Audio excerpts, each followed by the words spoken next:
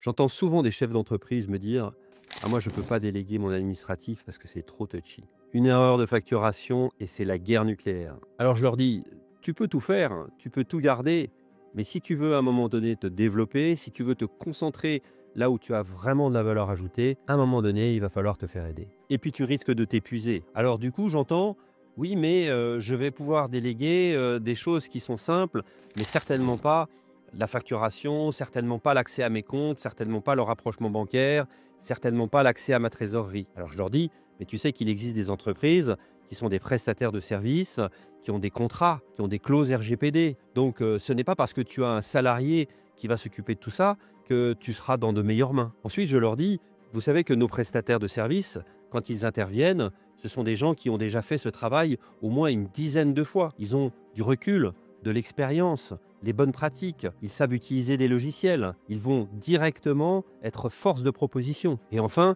ce qui est important pour éviter l'effet tunnel, c'est de mettre en place un reporting. Et quand tous les jours, toutes les semaines, tous les mois, tu as un reporting, un petit compte-rendu qui te dit exactement ce qu'a fait la personne, là, comme par hasard, la confiance revient. Bref, quand on veut franchir un cap, il n'y a pas d'autre solution. Il faut déléguer.